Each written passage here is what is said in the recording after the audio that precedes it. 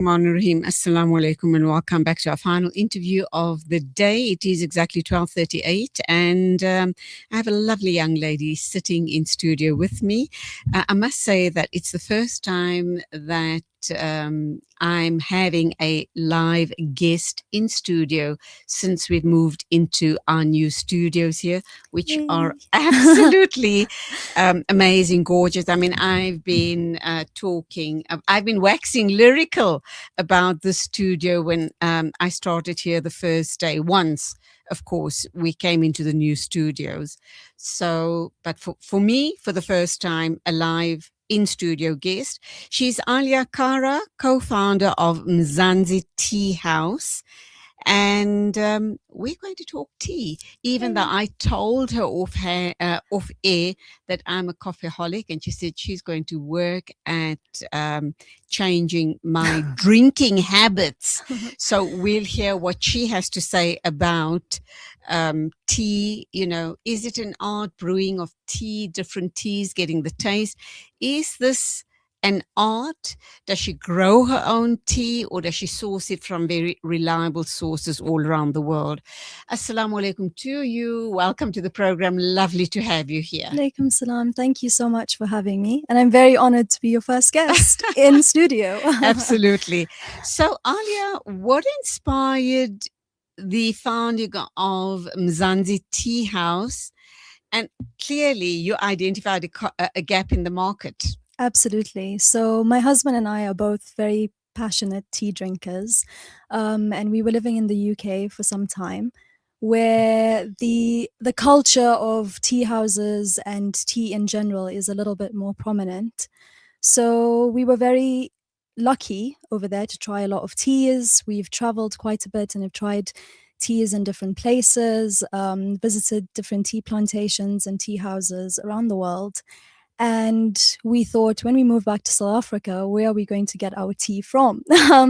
So yeah, it was, I think, primarily to ensure that we had a supply of good tea. But also, just like you said, there is a bit of a gap in the market. There isn't a huge culture of tea houses in South Africa yet, which is why we are here. And so, yeah, we started contacting different suppliers that we had sourced tea from before, and some new suppliers as well, to get us our supply of tea. Were you running a tea house in the UK? No. So this is completely new. But Okay. we are very grateful and thankful that we received a lot of guidance from our friends in the UK who run a tea house in Exeter, where we lived at the time. And so they've given us a lot of guidance and support to set up. And of course, that's where the idea was born, was it not? Yes. Okay, so how would you describe the unique identity and cultural positioning of Mzansi Tea House within South Africa's beverage industry, given that our community, particularly the Muslim community, and we talk beverages, we talk really soft drinks and coffee. Mm-hmm. How do you position yourself and where do you see yourself positioned? Yeah, absolutely. So our teas are single origin, whole leaf, specialty teas.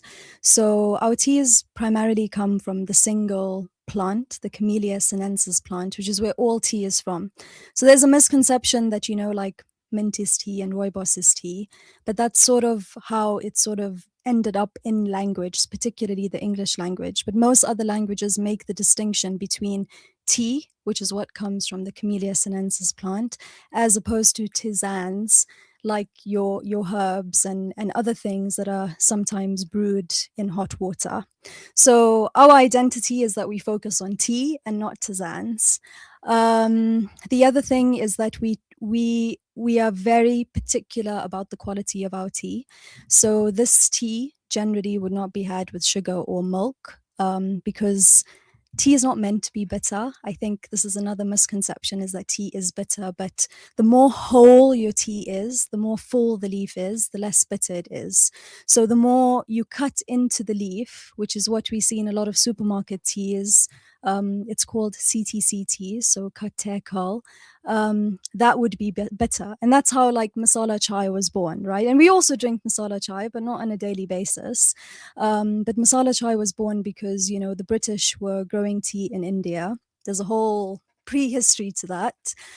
So they basically took over parts of India in order to grow tea, and they started selling this tea to the local population because it was the waste of the tea that they were actually taking to Britain. And so there were huge propaganda campaigns to sell this tea to the local population. And they obviously tasted it and they were like, this tea is quite bad, it's bitter, and so that's why they added spices, and like masala chai was born. So obviously we are trying to honor the sort of original heritage of tea, which is like tea originally comes from China. That is the origin of tea, and they have a long heritage of tea and a long heritage of, you know, tea drinking and processing. And you know, for these teas to exist, you need generations of tea masters, you know, that have worked with each other and have passed down this knowledge. So yeah, that is our identity. We want to honor the heritage of tea. We want to dismantle the colonial ideas of tea that people have inherited across time. Okay, I Yeah. see in front of you, on the table in front of you, there's a flask. I'm assuming, We have some tea. yeah, it has some tea. So I've told you I'm not a tea drinker, but I'm going to give it a try. Amazing. And then you have 6 cute little bottles with what I presume is the tea that you're talking about. Yes.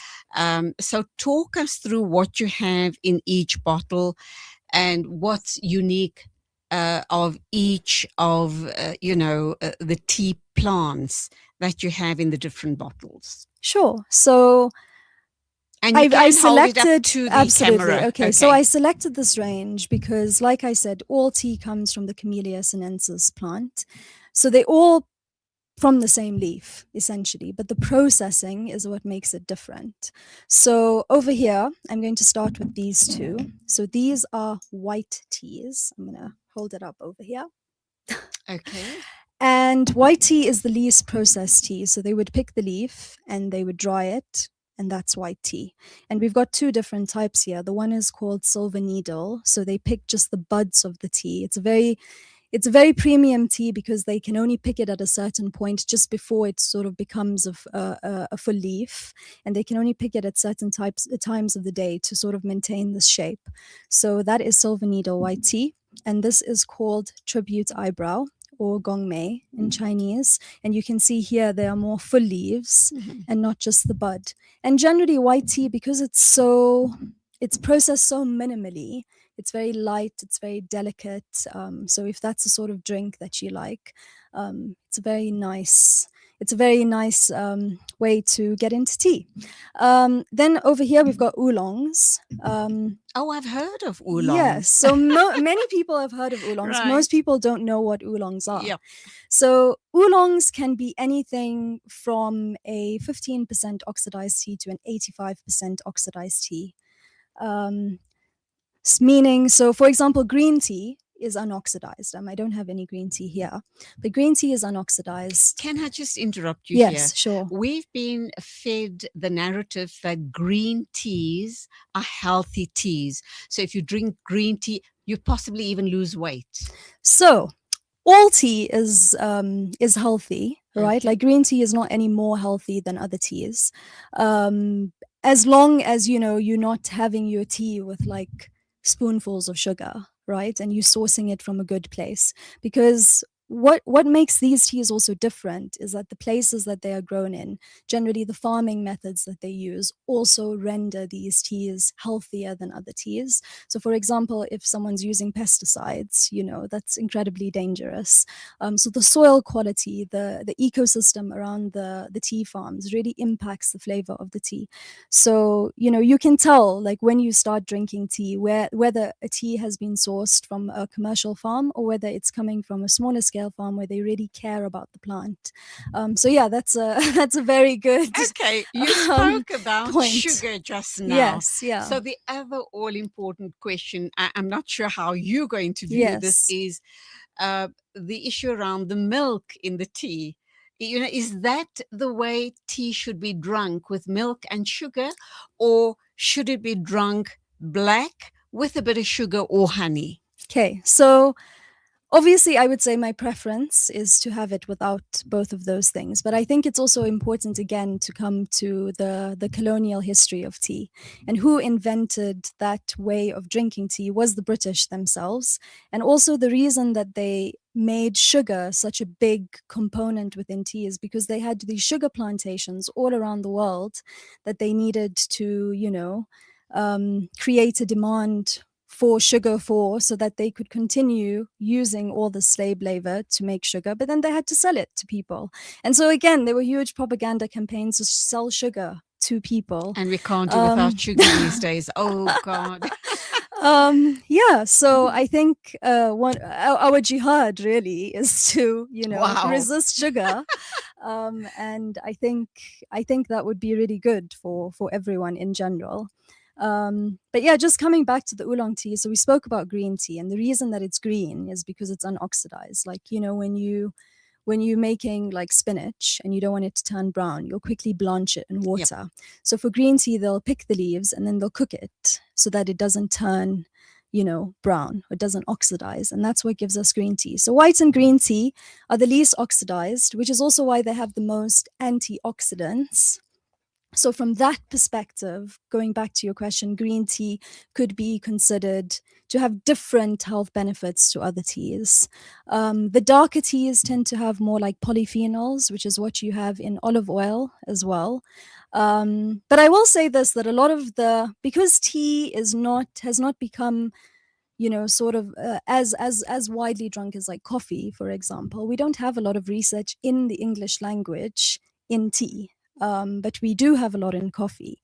So a lot of what we know about the health benefits of tea come from Chinese medicine, which I don't discount, but it's just a different methodology. So I'm quite cautious to say this is the health benefit of this tea or this is the health benefit of this tea. But what I can say is all caffeine is good for digestion.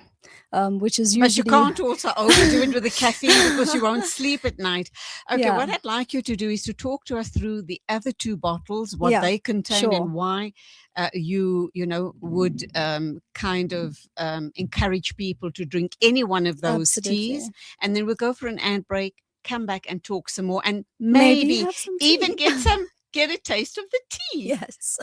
So over here, we've got a black tea. And why I like to introduce people to this tea is because I think people have an idea of what black tea tastes like. But a true black tea, first and foremost, doesn't taste bitter. It's actually quite sweet and quite fruity.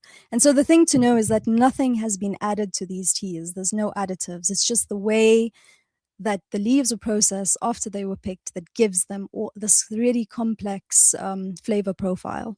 We've got Dian Hong, which is a black tea from Yunnan.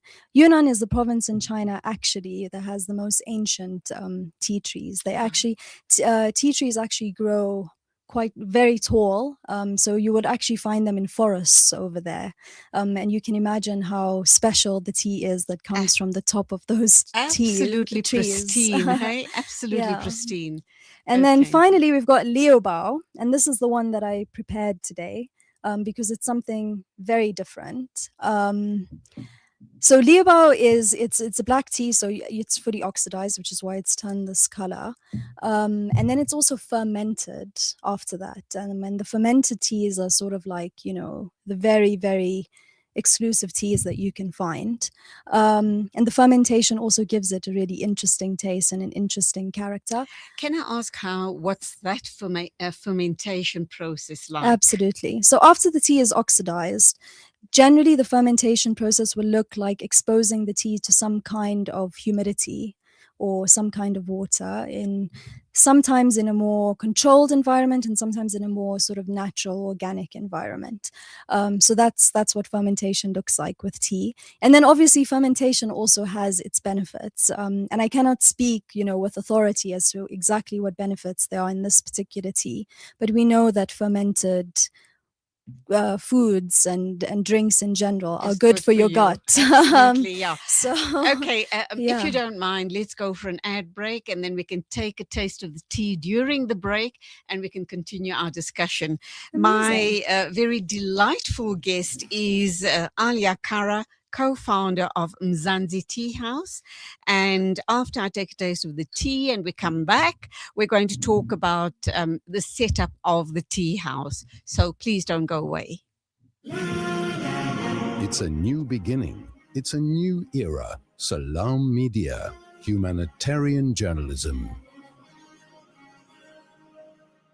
Searching for elite local and international investment and advisory services from an award-winning firm? Look no further than the Belmont Mayer Group, your gateway to unparalleled investment and wealth management. At Belmont Mayer, we believe in the art of wealth creation, a meticulous process fueled by our unwavering commitment to excellence. With a focus on providing elite alternative investments and quality advice, we also pride ourselves on maximizing value for our esteemed investors, as seen through our consistent outperformance. Your financial success is our top priority. Join us at Belmont Mayer and experience the difference firsthand. Ready to embark on a journey of greatness? Contact us today. Reach out to the Belmont Mayer Group on 078 786 1698. Call or WhatsApp or email us at info@belmontmayer.com. Elevate your financial future with Belmont Mayer,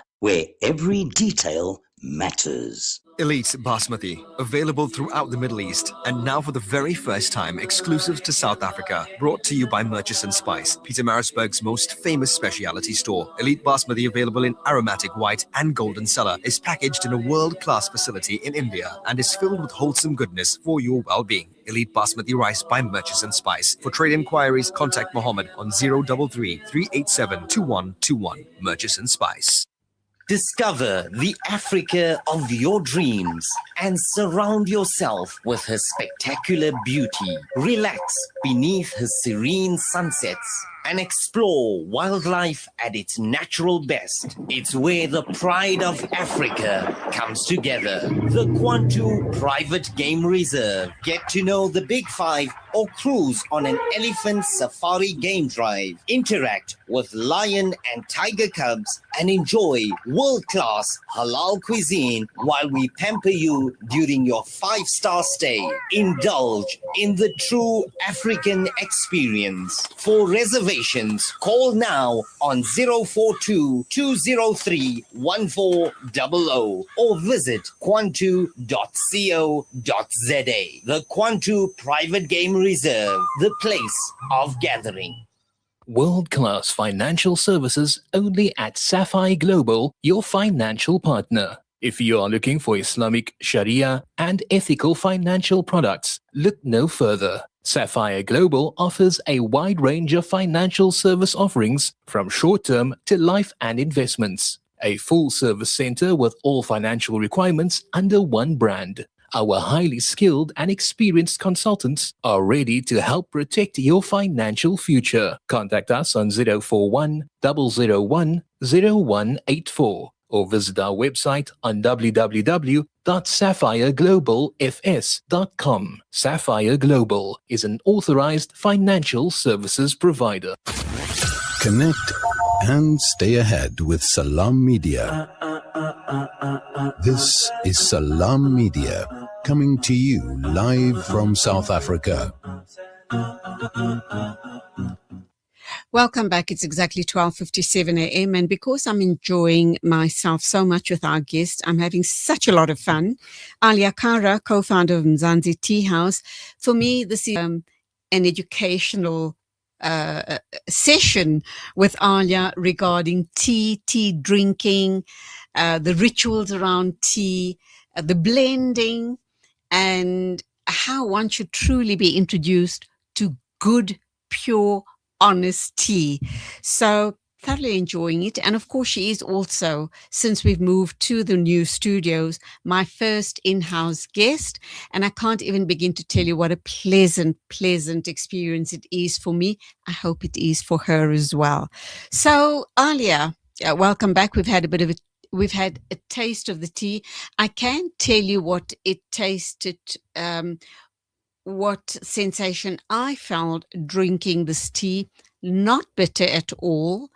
It felt like I was drinking a fruit juice, not a sweetened fruit juice, a juice that I would possibly, maybe prepare myself at home. So that's the kind of taste I got. Very pleasant indeed. And what I would like going forward is I'd like to try this with a bit of milk and sugar, but we should leave it for a future show. So what do you want to tell me about my experience? Yeah, so firstly, I think you were really spot on with your tasting notes, Okay. because generally this tea does render, a fruity note. So Right. good job. Okay, good. Yeah, you definitely need to try more teas because you've got a good palate. So yeah, I mean, we do tea tastings by appointment, so you can contact us on social media or you can email us. All the details are on our website, which is mzansi.co.za, which is also where you can purchase tea to enjoy at home. Talk to us about the tea tasting ritual and why it should be an experience for young people and also older people these days. So if I want to do something special with a group of friends, do you think this will be an experience that will be enjoyed? And what can I expect at a tea tasting at Mzansi Tea House? So we do have a lot of fun at our tastings. I can definitely say that much based on the tastings we've had so far. It's a really nice place to just relax, to socialize, and to learn something new. So I've only given you some of the information today, but if you'd like more information about tea, please do come to a tasting. You will try at least 3 different teas. So from different categories, but we generally like to see what the mood is like, what people's preferences are, and we adjust accordingly. Talk to me about the setting. Now, I'm thinking I'm going to invite a few friends over Yeah. for a tea tasting session at your place. Can I make an afternoon of it? What's going to be happening there? What does the setting look like? And then apart from the tea tasting, are we going to be having some eats, or do we bring along our own eats? Talk to us about all of that. Yeah, so we do have some snacks that we pair with the tea, depending on the season. So something we really enjoyed with our darker teas was cherry season, because the Wow. cherries paired really well with the darker teas, or but it's generally usually like fruits and I would say healthy treats, because Okay. that is what we encourage and we believe should be enjoyed as well. You can bring, I mean, anything up to, I would say we can accommodate groups up to 8. So it can be quite a party. And yeah, you would just figure out what time works for you. So we do it by appointment. Evenings are quite popular, and also I would say like Saturday morning, Saturday afternoons, but we are quite flexible to work around your timing. And is it in a restaurant-like setting? So it is in a tea house at our residence. So we have an entire room that's dedicated just able to see all our teas, all our teaware. We've got all the teaware that we need, obviously, to brew the tea. And we teach you different brewing methods. So there are multiple ways to enjoy your tea. So most people are more familiar with the Western brewing. So, we walk through that. We go through the Chinese brewing as well, the Gongfu brewing, and depending on the season, so usually in summer, we also do a little bit of education about cold brewing as well, which is another amazing way to enjoy tea. Okay, talk to us about those 2 concepts, the Chinese brewing method and then also the cold brewing, and how different or distinct will those tastes be like? Absolutely. So the Chinese brewing method is interesting because you would use more tea leaf with less water. And then you would also do shorter steeps, but you would do multiple steeps. So some teas, depending on how strong the teas are, can handle 8 steeps, some 10, some 15, some go up to 20s. So you could do that all within an hour, or you could do it across the day. So when I was teaching, I would actually brew my tea like that. I'd have my flask of water, and in my classroom, I'd have my tea set, and I would go through different steeps throughout the day. So yeah, there are just different ways. And I feel like, one thing is to have good tea, but the other thing is to know how to brew it well. And that's why the tastings have been imperative for us. And then with cold brewing is you would take your tea, put it in room temperature water, put it in the fridge, and then the next day you have cold brew. So it's very simple. And the difference between cold brewed tea and iced tea, which is a Yes. very, very popular beverage Yes. in South Africa. So iced tea, you would take the tea and you'd kind of make like a concentrate from it. So you'd brew it like very strong, and then you would put it with ice, which kind of like dilutes the flavor. So again, that's another option. But I like how sort of low maintenance cold brewing is. I mean, you can literally take your water bottle, put your tea in, put it in the fridge, and the next day you have a water bottle of cold brew. All right. So you Yeah. are a tea fundi, a true tea fundi.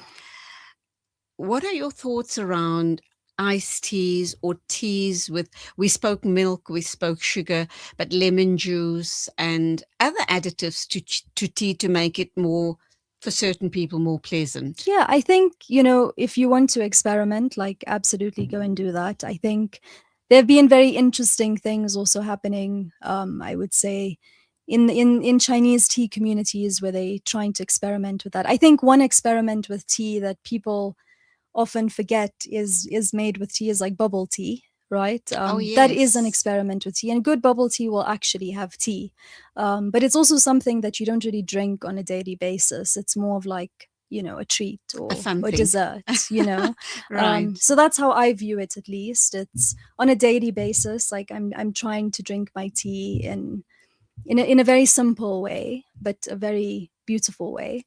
But when I want to do something a little bit more exciting, we do experiment with tea, and I think if anyone has any successful experiments that they'd like to pitch to us, that if you come up with an interesting concept that we can maybe add to the store, please get in touch. Okay, I see you have a packet, a black packet here as well. What's that all about? Is that how Sure. your tea's packaged? Yes. So this is how our tea is packaged.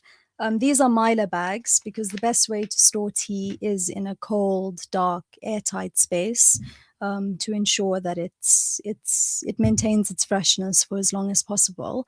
That said, though, tea doesn't really go bad unless it's green tea. But the storage is important because you don't want it to further oxidize, which is what can happen to some teas when exposed to light. So yeah, this is just for display purposes, for ease. Okay. When a tea oxidizes, is it not good enough to drink, or can you still drink it, but will it not be as tasty? So it changes the flavor. Right. So generally, your lighter oxidized teas are going to have a very different flavor to your more oxidized teas. So if you're trying to preserve that flavor, then yeah, you wouldn't want it to take on something else. And then also it means that you kind of like adding your own process to the process that it's already gone through, which can sometimes be a win, and sometimes could end badly. Okay. We've got about 2 minutes left to wrap up time.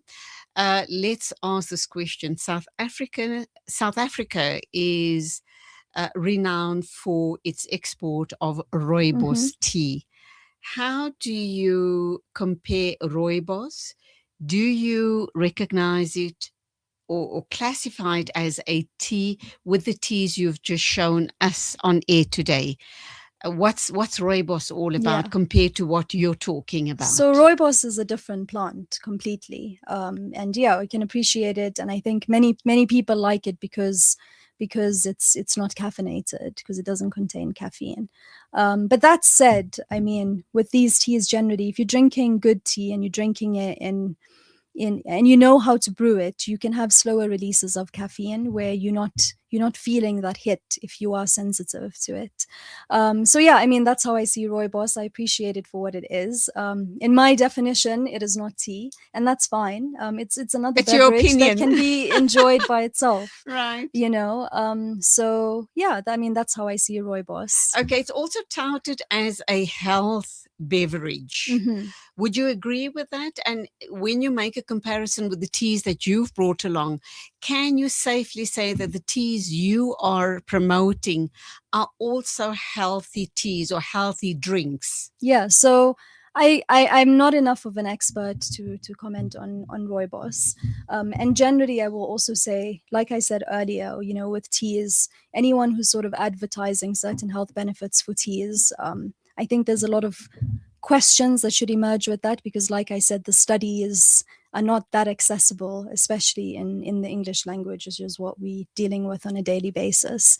But I will say with rooibos and with these teas is that generally things that come from very large scale farms, and this goes for any plant or any fruit, any vegetable, like we should be suspicious.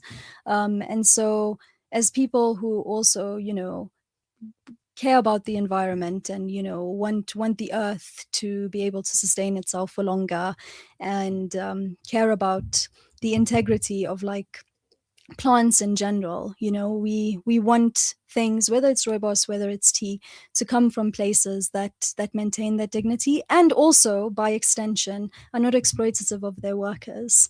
So just as a quick aside, a lot of the tea that's grown in Africa, a lot of the African plantations, the reason why people started growing tea in Africa was for cheap labor. So sometimes you think I'm buying an African tea, I'm doing something good for the continent, but like, what does it actually mean, you know, to support those corporations, as opposed to supporting smaller scale farms? And there are a few projects in Kenya and Malawi where we're also hoping to source some tea from very soon, where they are trying to sort of like break these structures. But that's also something that we are very aware of and are trying to avoid. Okay, it's almost wrap up time. Yeah. Why is it that the time flies when you're I having know. lots of fun? The all important question then, people wanting to, you know, come to a tea tasting, have a lovely afternoon, an hour or two out with friends, and just have an experience. What sort of costs are we looking for? Maybe you know, a table of 8 people, Yeah. and what's the cost and what's that going to involve? Sure. So our current pricing is 180 per person, and 100 if you are a returning customer. So there's obviously an incentive to return, because we do want the tea house to be a hub where people just want to come and hang out, and not just let it be like a once-off experience.